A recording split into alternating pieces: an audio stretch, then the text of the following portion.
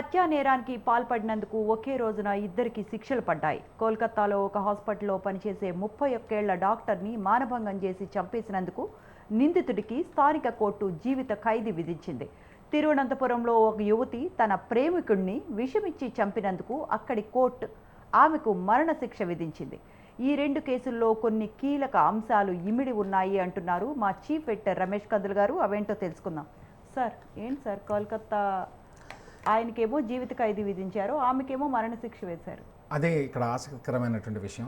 హత్యకు సంబంధించిన కేసుల్లో కేరళలోనేమో ఆ యువతికి మరణశిక్ష వేశారు. మరణశిక్ష చాలా రేరు వేయడం మన దేశం. కోల్కతాలో ఒక మహిళా డాక్టర్ని, ట్రైనీ డాక్టర్ ఆవిడ్ని సంజయ్ రాయ్ అని చెప్పి ఒక అతను, హాస్పిటల్కి సంబంధం లేదు, బయట వ్యక్తి అక్కడికి వచ్చి ఆవిడ్ని మానభంగం చేసి చంపేశాడు అనేది అతని మీద నేరం ప్రూవ్ అయింది. ఎందుకంటే తీర్పు కూడా వచ్చింది కాబట్టి. ఈ రెండింటికి తేడా ఏంటి? ఎందుకు కేరళలో కోర్టు ఏమో ఆ అమ్మాయికి మరణదండన విధించింది?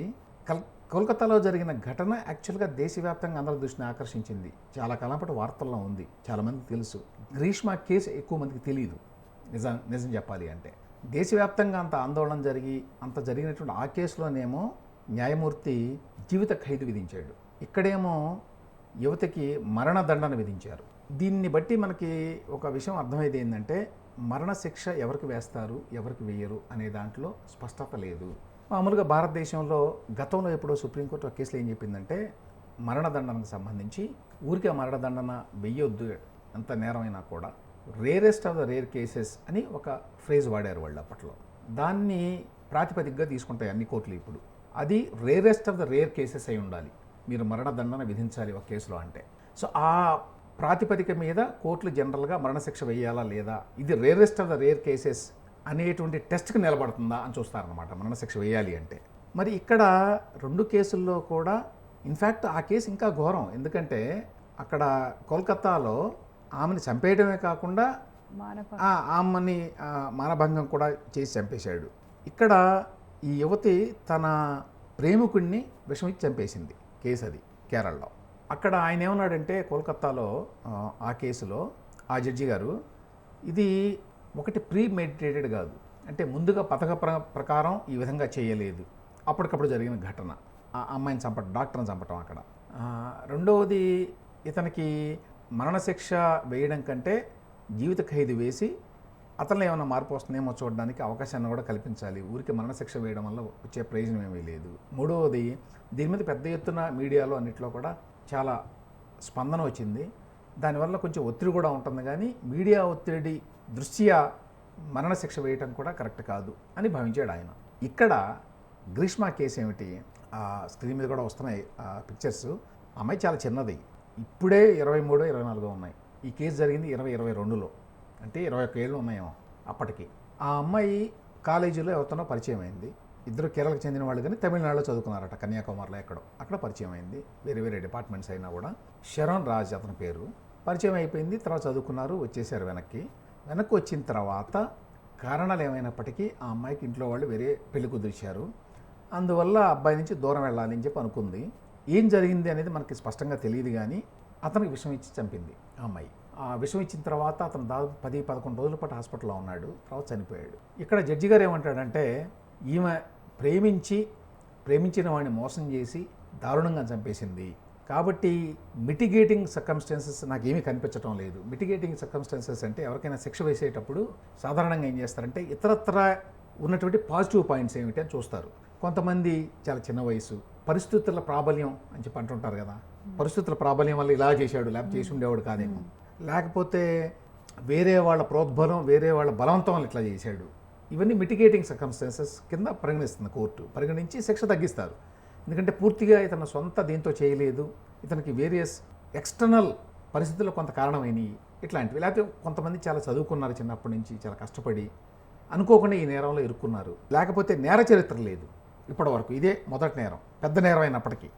ఇట్లాంటివన్నీ కూడా మిటిగేటింగ్ సర్కమ్స్టాన్సెస్ కిందకు వస్తాయి. అక్కడ కోల్కతాలో జడ్జి గారు ఆ సంజయ్ రాయ్ అనేవాడు ఎవరైతే చంపేశాడో ఆ అమ్మాయిని, గతంలో ఎప్పుడూ వీడికి నేర చరిత్ర లేదు అనేది కూడా పాయింట్అవుట్ చేశాడు. ఇక్కడ కేరళలో కూడా ఆ గ్రీష్మ అనే అమ్మాయికి ఎటువంటి నేర చరిత్ర లేదు. ఆ అమ్మాయి బాగా చదువుకుంది, లిటరేచర్ గ్రాడ్యుయేట్ ఏదో చేసింది ఆ అమ్మాయి. ఇంకే రకమైనటువంటి ఆరోపణలు లేవు ఈ తన ప్రేమికుడిని చంపింది అనేటువంటి ఈ ఘటన తప్ప. సరే, 2 కేసుల్లో ప్రూవ్ అయింది, ఆబ్వియస్లీ ప్రూవ్ అయింది కాబట్టే శిక్షలు వేశారు.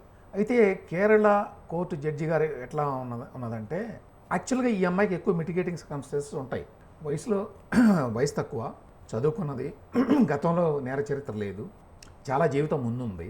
కాబట్టి ఏమంటారు, మార్చుకోవడానికి సంస్కరించుకోవడానికి అవకాశాలు ఉంటాయి. అయినా కూడా ఆయన ఒక moral view of the incident తీసుకున్నాడు. మోరల్ వ్యూ అంటే ఏంటి, ప్రేమించిన వాడిని ఇంత దారుణంగా హత్య చేస్తుందా అనేటువంటి భావన అనమాట. కోల్కతా జడ్జి ఏమో ఒక వ్యక్తిని మనం మరణశిక్ష వేస్తే ప్రయోజనం ఏంటి, చాలా ఘోరమైన నేరం చేశాడు అనే దాంట్లో ఎటువంటి సందేహం లేదు.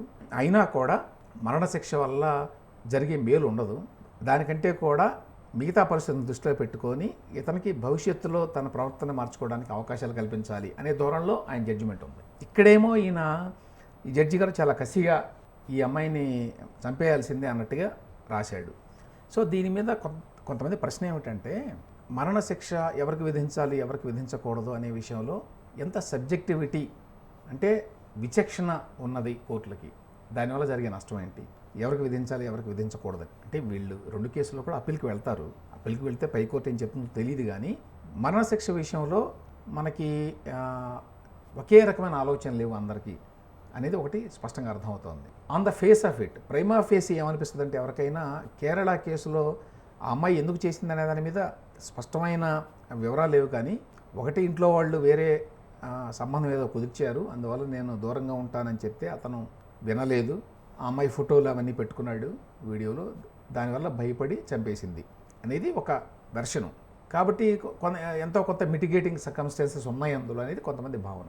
అట్లాంటి అమ్మాయికి జీవిత ఖైదు వేయడం అనేది సబబుగా ఉండేది, కానీ ఆ అమ్మాయికేమో మరణశిక్ష విధించారు, మరణదండన. కోల్కతా కేసులో అతను అంత ఘోర కృత్యం చేసినా కూడా అతనికి జీవిత ఖైదు విధించారు. కాబట్టి ఇందులో ఒకే రకమైన న్యాయం జరిగినట్టుగా అనిపించడం లేదు అనేది ఒక అభిప్రాయం. మన దేశంలో జనరల్గా మరణశిక్ష విధించినా కూడా మరణదండన అమలు చేయడం కొంచెం రేర్, చాలా టైం తీసుకుంటారు.